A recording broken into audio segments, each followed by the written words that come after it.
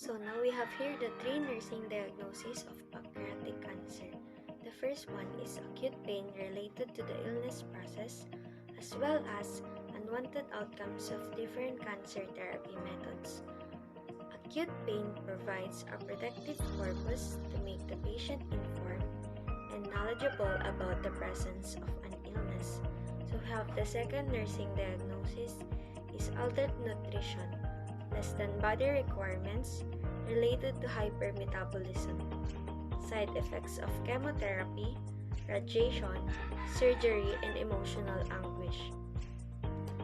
Pancreas cancer causes aberrations which result in the distinct symptoms of malnutrition and altered glucose homeostasis. So we have the third nursing diagnosis is risk for deficient volume related to the excessive losses by regular routes, vomiting or diarrhea, or pathological routes, indwelling tubes or wounds, hypermetabolic condition, and decreased fluid intake secondary to pancreatic cancer. Fluid output exists the fluid intake. It occurs when the body loses both water and electrolyte. So we have here the diagnostic test. The first one is imaging test. Second is computed tomography or the CT scan. Magnetic resonance imaging or the MRI. Position emission tomography or PET scan. Endoscopic ultrasound or EUS. Biopsy and the blood test. Now we are here for the nursing intervention. The first one is provide non-pharmacological comfort treatments and diversional activities to the patient.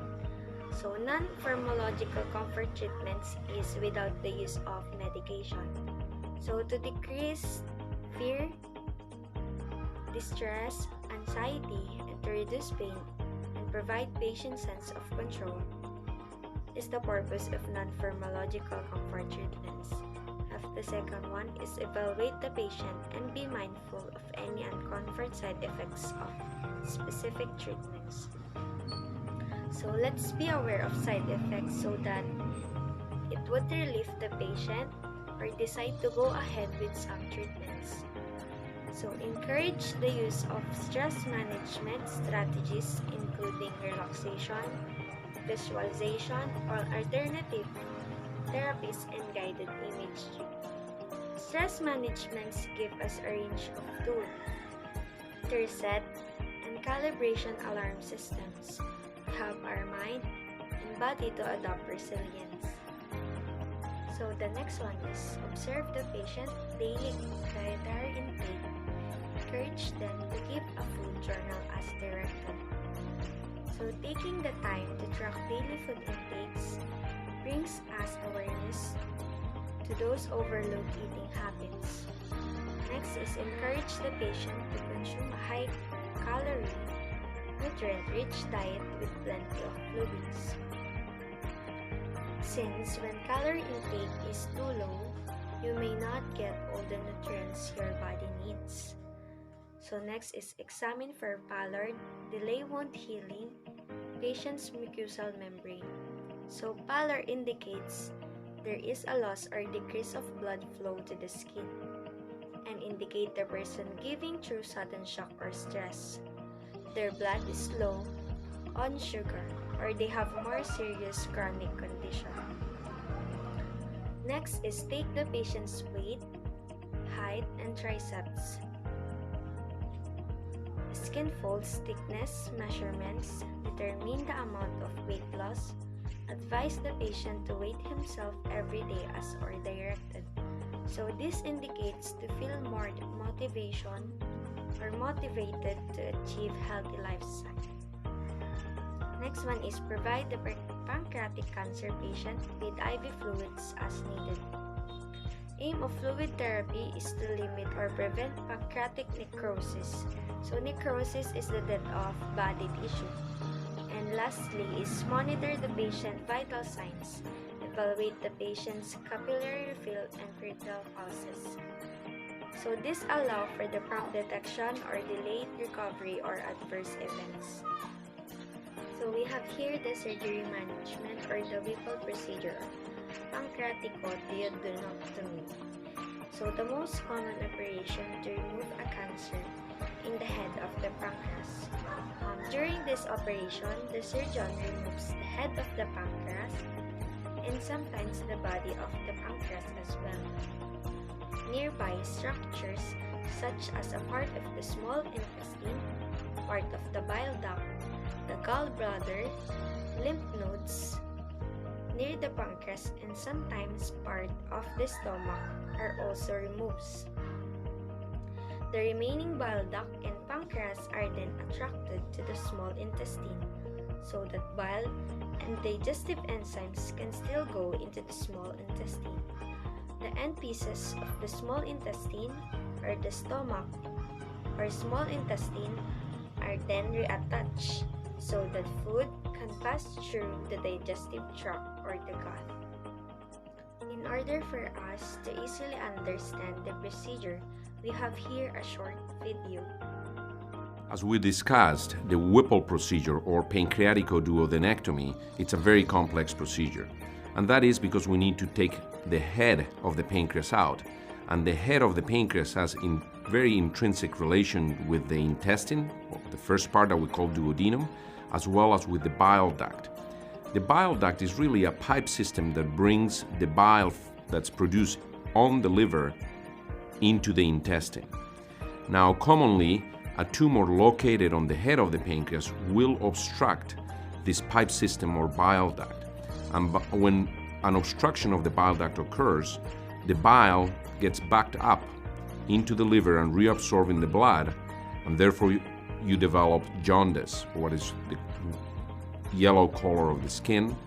And at the same time, the stool color can become clay color because now the bile, that's the one that's responsible for the color on the stool, does not get into the intestine, and therefore the stool again turns white. Now, besides taking the head of the pancreas, the intestine, and this portion of the bile duct, we need to take the gallbladder out. The reason for taking the gallbladder out is because the duodenum produces some hormones that help the gallbladder to function. Once we take the duodenum out, those hormones are not present any longer, and therefore the gallbladder doesn't function normally. At the same time, taking all of this out may impair the blood supply of the gallbladder, and therefore the gallbladder again has the risk of not receiving adequate blood supply and be ill. The gallbladder is taken out at the same time of the surgery and really doesn't have any more consequences on the patient than all the rest that we have taken out. The reconstruction is done by putting all of this back together.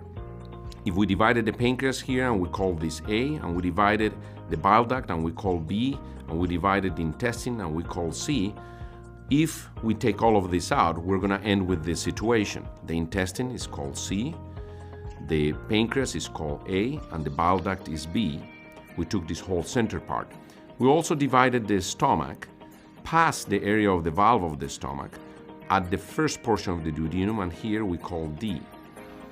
This is usually helpful to be able to preserve the whole stomach. In some cases, we cannot do that because of the location of the tumor, and we need to take a part of the stomach along with the rest of the specimen.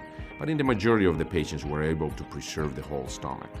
How do we reconstruct that? The intestine is the part that's movable. Therefore, we flip the intestine to approximate it to the pancreas and the bile duct. In this other drawing, we have flipped the intestine. The end that we had called C now is located here. We connect it to the pancreas, and therefore the pancreatic juices are emptied back into the intestine again. The bile duct is reconnected to the intestine a little further down the stream, and again now bile is able to empty back into the intestine. Further down the stream, we reconnect now the stomach to the intestine, and that is how food gets back into the alimentary system. Then the end result is, one more time, the food goes into the stomach, back into the intestine, pancreatic juice and bile get into the intestine here, and all get together, and you go back to have a normal absorption. So we have here the following treatments. The first one is the surgery. Pancreatic cancer surgery involves removing secretions of the pancreas, while surgery will remove the primary tumor. Will not remove cancer that has spread to other regions. As a result, surgery for advanced stage pancreatic cancer is rarely advised. Second one is the radiation treatment. X-rays and other high-energy beams kills cancer cells. Next is the chemotherapy. Anti-cancer medications eliminate cancer cells and inhibit their proliferation in the future. Next one is targeted therapy. Medications and antibodies specifically target cancer cells without destroying healthy cells as chemotherapy and radiation therapy can. Next is immunotherapy. Several techniques are beneficial to stimulate the immune system to attack cancer cells. Lastly is the palliative care. Palliative care is specialized medical care that relieves a severe illness, pains, and other symptoms. Palliative care is distinct from hospice cares or end-of-life therapy. Teams of doctors, nurses, social workers, and other professionally qualified specialists deliver palliative care. These teams strive to improve the quality of life for cancer patients and their families. So we have here the evaluation or the expected outcomes. The first one is acute pain related to the illness process as well as unwanted outcome of different cancer therapy methods.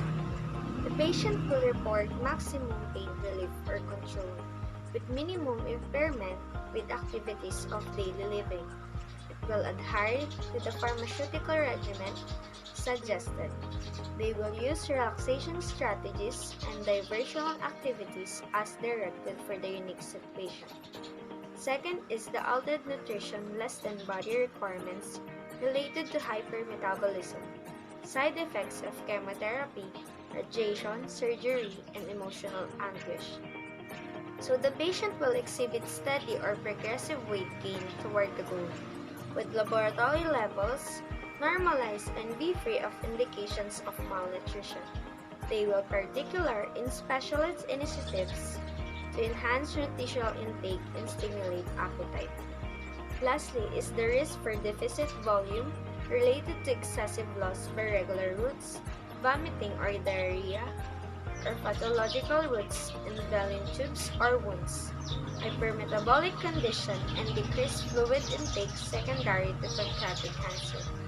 So the patient will exhibit stable vital signs, moist mucous membranes, excellent skin turgor, fast capillary refill, and adequate urine output.